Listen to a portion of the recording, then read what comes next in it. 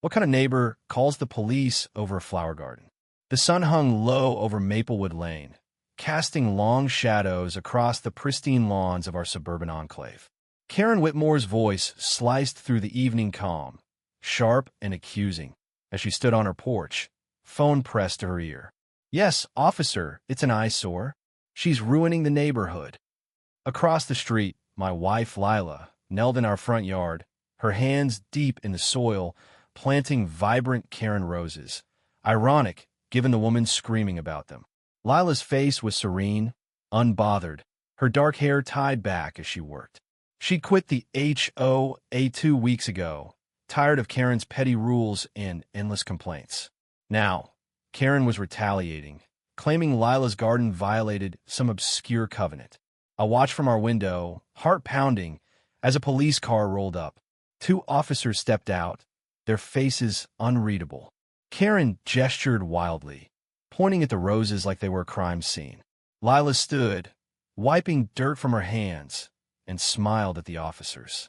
That smile, it was her weapon, calm and unshakable. I wanted to run out to defend her, but Lila had told me to stay put. "Let me handle this," she'd said, her voice steady but fierce. The officers listened to Karen's tirade, then turned to Lila, who spoke softly, gesturing to the garden. I couldn't hear her words, but I knew her resolve. This wasn't just about flowers.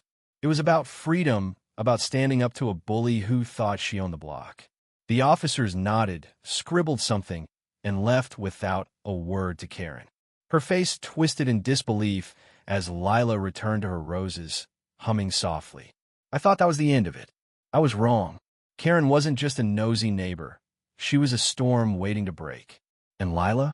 Lila was the eye of it, quiet but unyielding, with a plan I hadn't yet seen. The next morning, a letter arrived from the HOA signed by Karen herself, demanding we remove the garden or face a $5,000 fine. Lila read it, laughed, and tossed it aside. "She has no idea," Lila said, her eyes glinting with something I couldn't quite place. I asked what she meant, but she only smiled and said, "Trust me, Tom. This is bigger than her." I didn't know then that Karen's call to the police had set off a chain reaction, one that would unravel secrets buried deeper than the roots of Lila's roses. Karen thought she was in control, but she just stepped into a fight she couldn't win. Lila wasn't just planting flowers. She was planting evidence. Evidence of what? I didn't yet know, but the way Lila moved, deliberate and unafraid, told me she'd been preparing for this moment long before Karen's phone call. The neighborhood watched, whispers spreading like wildfire. Karen's crusade against Lila's garden wasn't just personal. It was a power play, one she'd regret. By the next week, Karen had escalated. She'd rallied other HOA members, her voice carrying across community meetings like a battle cry. "We have standards," she'd shout, waving the HOA bylaws like a holy text. Lila didn't attend. She was too busy digging, planting, and smiling that quiet smile. I started noticing things, strange cars parked near our house, men in suits taking photos of the garden. "Lila, what's going on?" I asked one night, my voice tight with worry. She looked at me, her brown eyes steady, and said, "Tom, some fights are worth starting." I didn't understand, but I trusted her. I always had. Karen, meanwhile, was relentless. She posted flyers around the neighborhood, calling Lila's garden a blight and demanding a vote to enforce the fine. The flyers were everywhere, stuck to mailboxes, tucked under windshield wipers. One even had a photo of Lila's roses with the words, "Neighborhood Nuisance," scrawled in red. I was furious, ready to confront Karen myself, but Lila stopped me. "She's digging her own grave," Lila said, her voice calm but laced with steel. I didn't know what she meant, but I felt the weight of it. Something big was coming, and Karen was walking right into it. The air grew thicker on Maplewood Lane, tension coiling like a spring ready to snap. Karen's campaign against Lila's garden intensified, her flyers now joined by a petition with 20 signatures demanding we comply with HOA rules. She'd even started a social media group, Maplewood Standards, where she posted daily rants about Lila's rebellion. Neighbors I'd once called friends stopped waving, their eyes darting away when I passed. Lila, though, was unshaken.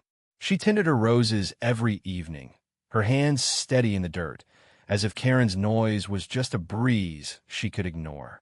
I couldn't match her calm. "How are you so relaxed?" I asked one night, pacing our kitchen. Lila looked up from her laptop, where she'd been typing furiously for days.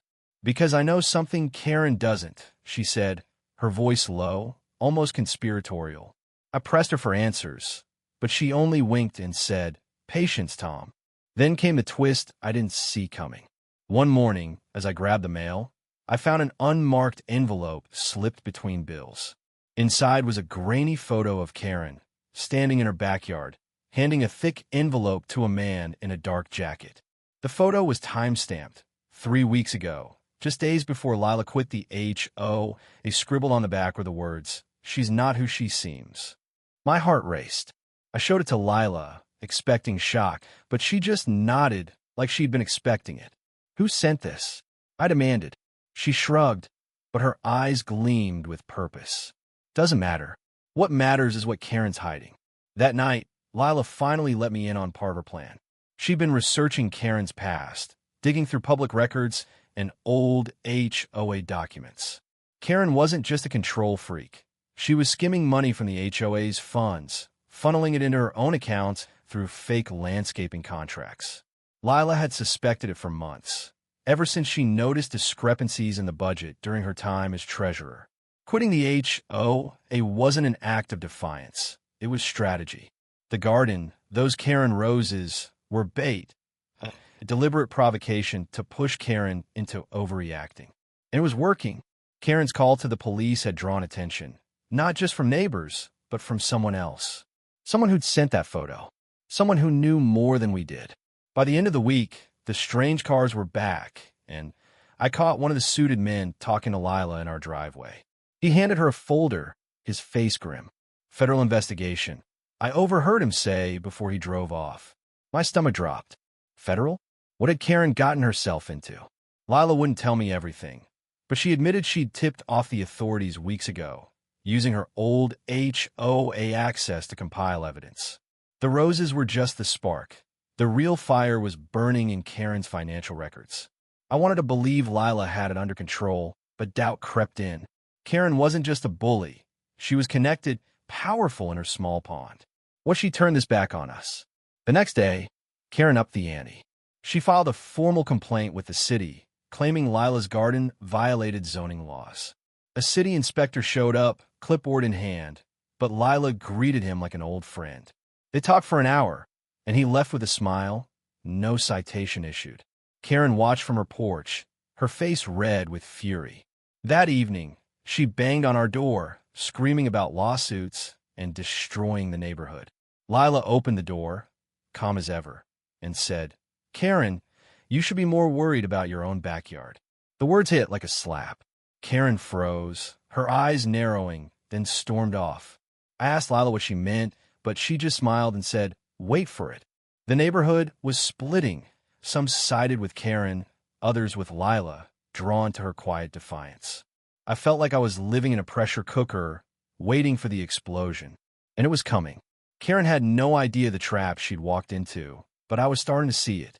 Lila wasn't just fighting for our garden. She was fighting for something bigger, something that could bring Karen down for good. The clash came on a humid Saturday morning, the kind where the air sticks to your skin and every sound feels amplified. Karen had called an emergency HOA meeting at the community center, a squat building surrounded by perfectly trimmed hedges. The room was packed, neighbors crammed into folding chairs, whispering as Karen stood at the podium, her voice booming through a cheap microphone. "This is about our community's integrity," she declared, pointing at a blown-up photo of Lila's garden projected on the wall.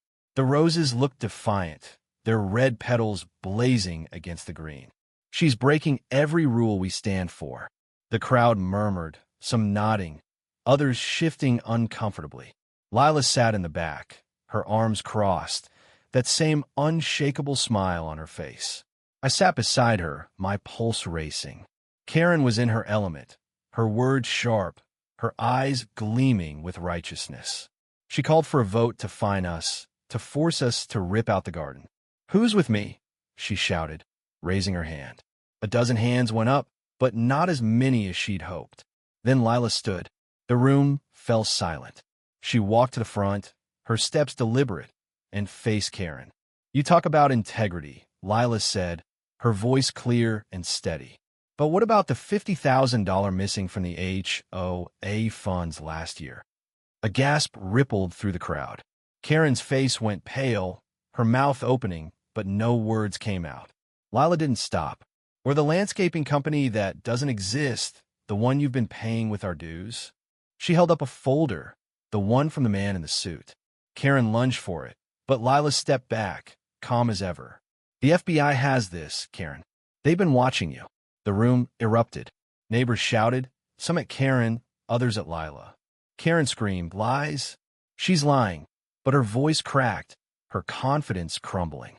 I saw fear in her eyes for the first time. Lila didn't flinch. She laid out the evidence: bank statements, fake invoices, emails Karen thought were deleted. The twist hit me then. Lila hadn't just been planting roses. She'd been gathering proof, working with a whistleblower from the HOA's bank. The man in the photo, the one Karen had met in her backyard, was a middleman for her scheme, and he turned on her, feeding Lila everything. Karen tried to rally, accusing Lila of defamation, but the crowd was turning. A woman in the front row, Mrs. Jenkins, stood and said, "I trusted you, Karen. Is this true?" Karen stammered, her hands shaking. The meeting dissolved into chaos, neighbors arguing, some storming out. Lila walked back to me, her face calm, but her eyes burning with purpose. "It's not over," she whispered. That night, Karen's house was dark, her car gone. Rumors spread. She'd been seen meeting with a lawyer, then leaving town. But Lila wasn't celebrating. She was on the phone, talking in hushed tones to someone about the next step. I asked her what was happening, and she finally let me in. The FBI wasn't just investigating Karen's HOA fraud. They'd uncovered ties to a larger real estate scam, one that spanned multiple neighborhoods. Karen wasn't the mastermind, but she was a key player, and Lila's garden had been the spark to expose it all. The roses, named for Karen, weren't just a jab. They were a symbol, a middle finger to her corruption. I felt a mix of awe and fear. My wife, the quiet gardener, had taken on a giant and was winning. But the fight wasn't over. Karen was cornered, and cornered animals are dangerous. I lay awake that night, listening to the crickets outside, wondering what she'd do next. Lila slept soundly beside me, her hand resting on mine, as if she knew the storm was coming and was ready for it. Karen's empire began to crumble, but she didn't go quietly. By Monday, Maplewood Lane was a circus. News vans parked along the curb, reporters buzzing around Karen's house, where a for sale sign had appeared overnight.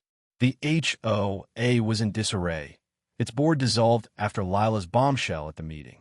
Neighbors who'd backed Karen now avoided her, their faces tight with shame or fear. Lila's garden, once a scandal, was now a pilgrimage site. People stopped by to take photos of the roses, some leaving notes of support tucked into our mailbox. But Karen wasn't done. She filed a defamation lawsuit against Lila, claiming the accusations were lies meant to ruin her. The papers arrived at our door, delivered by a nervous process server who wouldn't meet my eyes. I read the claims: $100,000 in damages, emotional distress, loss of reputation. I felt sick. "Lila, this is serious," I said, slamming the papers on the kitchen table. She glanced at them, unfazed, and said, "She's desperate. This is her last move." Lila was right, but I couldn't shake the dread. Karen had money, connections, and a vicious streak. What if she dragged us into a legal quagmire? Lila, though, was already 10 steps ahead. She'd been working with a federal prosecutor, a sharp woman named Elena Martinez, who'd taken an interest in the case after Lila's tip. The folder Lila waved at the HOA meeting wasn't just a prop. It was a gold mine, filled with evidence of Karen's fraud, linked to a developer skimming millions from suburban HOAs across the state. Lila's roses had been the bait, But her real weapon was patience. Years of watching Karen's moves as treasurer, waiting for her to slip. The twist deepened when Elena visited our house. She was no-nonsense, her suit crisp, her eyes scanning our garden like it was a crime scene. "You've got guts, Mrs. Harper," she said to Lila. Most people would have backed down.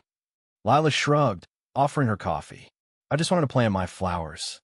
Elena laughed, but her face turned serious. "Karen's not the top of the food chain. We're going after the developer, but she's our way in. You need to be ready.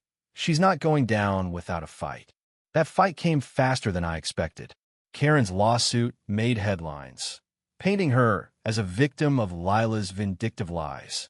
She gave tearful interviews to local news, claiming she'd been targeted for upholding community standards. Some neighbors bought it, and the whispers started again. I overheard one at the grocery store. Maybe Lila went too far. I wanted to scream, but Lila stayed calm, tending her garden, meeting with Elena, preparing for what was next. Then came a call. Elena's voice was clipped on the phone. "Karen's been indicted. Federal charges, wire fraud, money laundering. She's testifying against the developer to save herself." I felt relief, but it was short-lived. Karen's testimony meant she'd be in court, facing Lila, who'd been called as a witness. The thought of my wife in a courtroom, under Karen's glare, made my stomach churn. Lila, though, was ready. She spent nights poring over documents, her focus unshakable. "This isn't about me," she told me one evening, her voice soft but firm.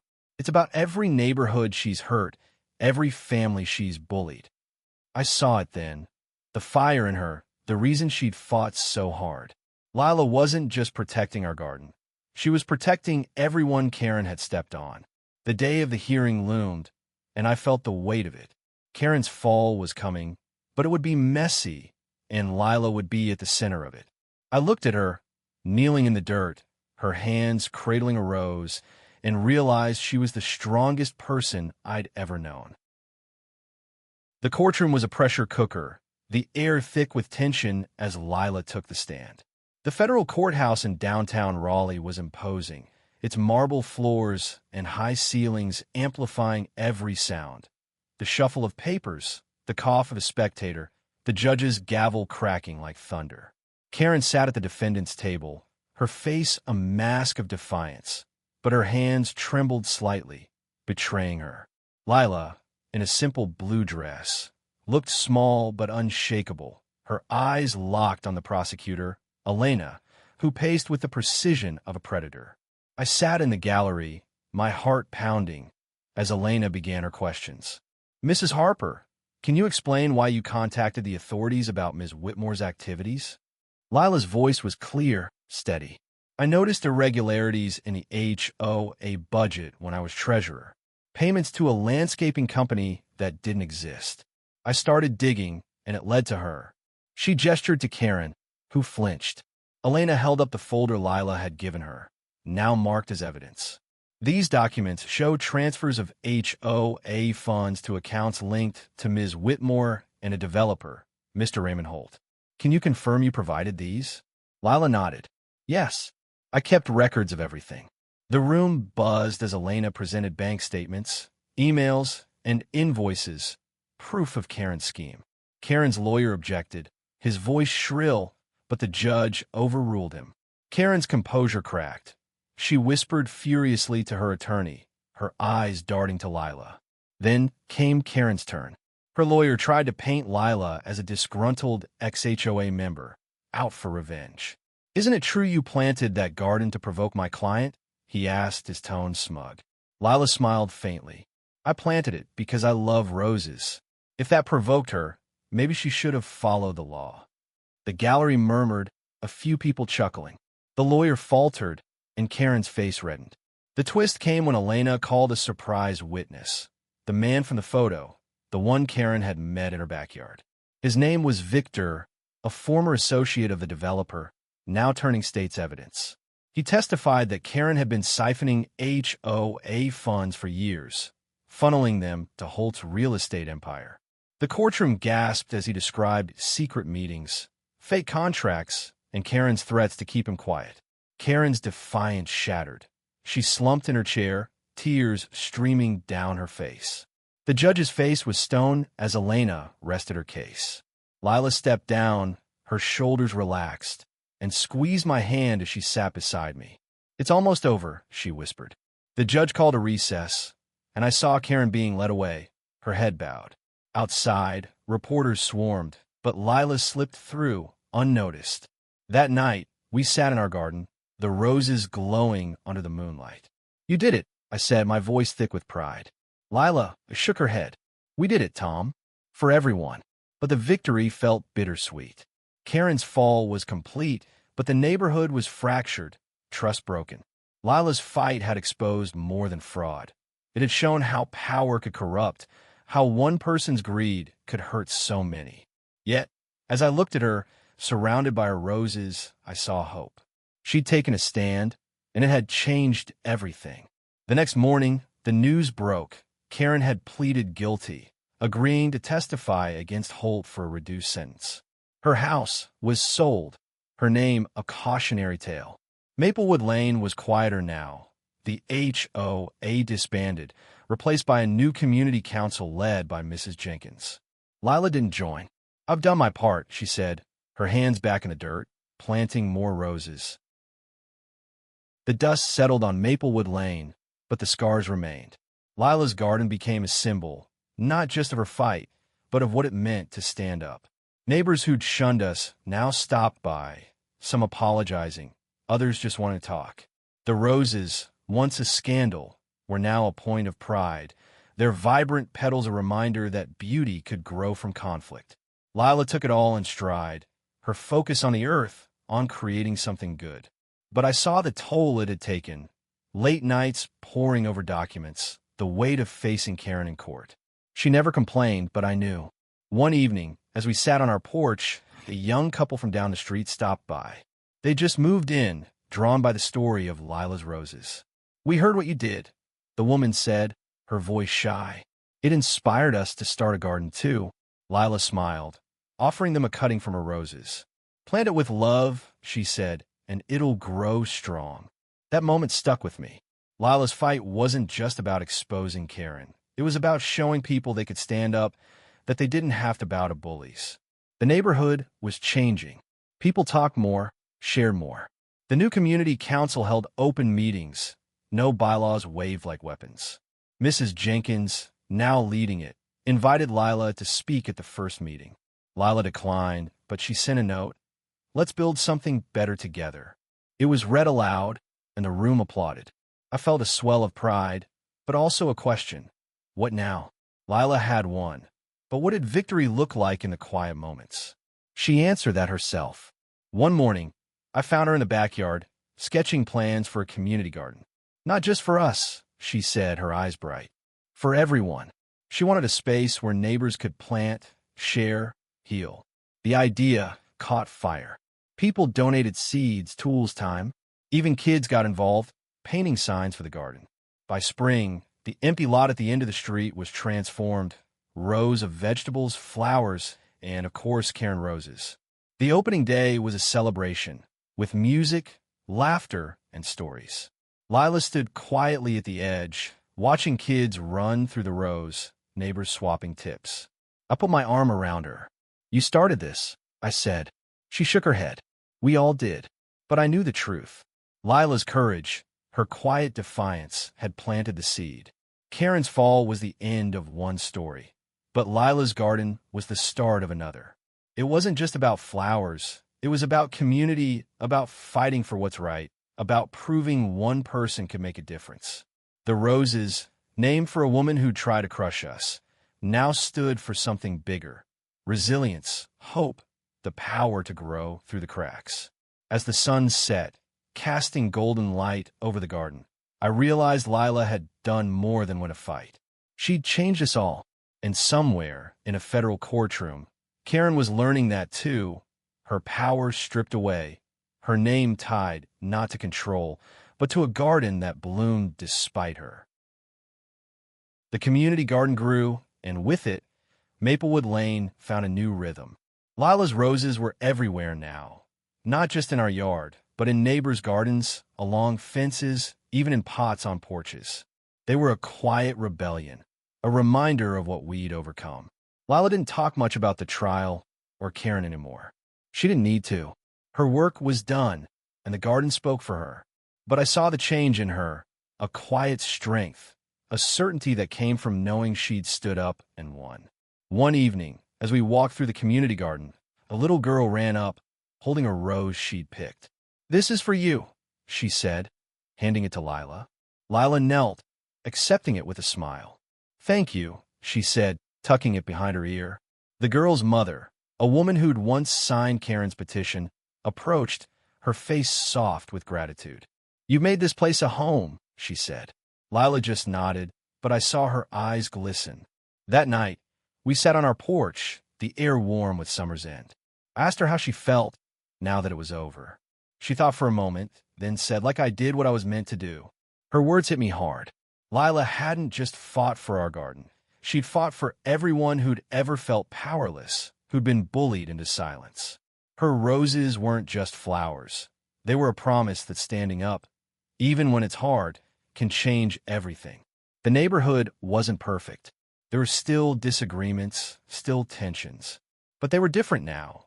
Open, honest, worked out over coffee or in the garden, not through lawsuits or power plays. Lila's fight had taught us something. Community isn't about control, it's about connection. As the stars came out, I looked at her, my wife, my hero, and felt a love deeper than I could name. She'd taken on a giant and won, not with anger, but with truth and patience. The roses glowed in the moonlight, their petals soft but fierce, like her. And I knew, no matter what came next, we'd face it together, rooted in the ground she'd made sacred. End.